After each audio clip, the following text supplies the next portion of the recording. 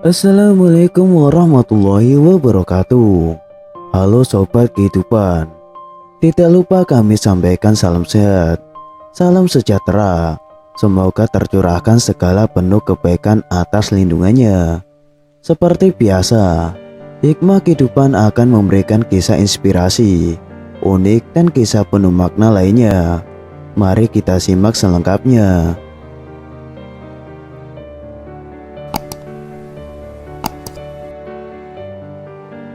Cerita penjaga kamar mayat, cium bau harum dari jenazah marbot masjid. Tidak semua orang mau bila ditawari pekerjaan yang berkaitan dengan kain kafan, peti jenazah bahkan keranda. Mereka mungkin akan langsung menolaknya. Hal itu nampaknya menjadi salah satu alasan bagi Suhadai tetap bertahan.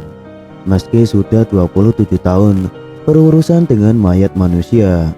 Diceritakan Suhadai, dirinya sudah bekerja di instalasi forensik dan pengurusan jenazah di RSD Gunung Jati sejak tahun 1993. Ia dijadikan asisten oleh salah satu dokter yang bertugas sebagai dokter forensik. Pada saat itu, Suhadai mengaku sebelumnya ia sering tidur dan membantu mengangkat jenazah di kamar mayat. Sebagai asisten, dia selalu membantu dokter itu untuk membedah dan mengotopsi mayat manusia. Dirinya belajar membedah mayat secara otodidak. Ia sering mengikuti pelatihan dan seminar untuk meningkatkan kemampuannya. Bahkan ia sudah mengetahui cara untuk menghilangkan rasa jijik saat membedah mayat. Saya sering ikut seminar dan pelatihan. Saya semuanya belajar secara otodidak. Dokter juga mengajari saya, kata Suhadai. Menurut Suhadai, pekerjaannya itu memiliki resiko yang tinggi. Dia menerangkan, saat mengotopsi mayat, bisa saja ia tertular penyakit berbahaya. Untuk mencegah hal tersebut, ia akan memakai perlengkapan medis dan tubuhnya akan disuntik obat imun agar tidak tertular penyakit berbahaya.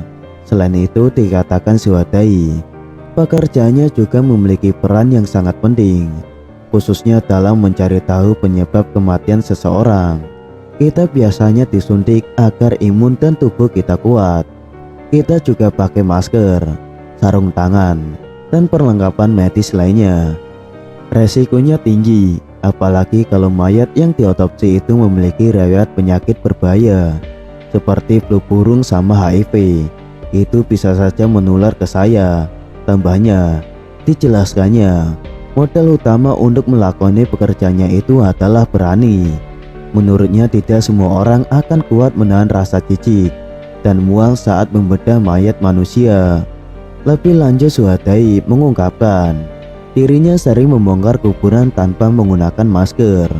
Meski aroma dari jenazah yang ada di kuburan itu mengeluarkan aroma yang tidak sedap.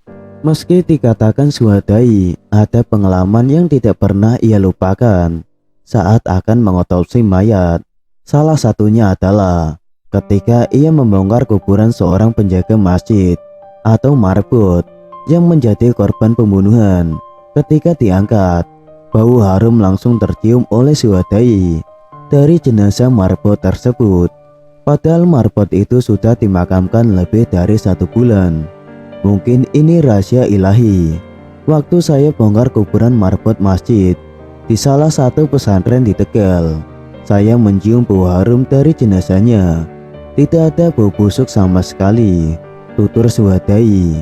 Suhadai juga mengaku kalau keluarganya tidak mempermasalahkan dirinya bekerja di kamar mayat. Bahkan saat ini Suhadai sudah berstatus sebagai pegawai negeri sipil atau PNS.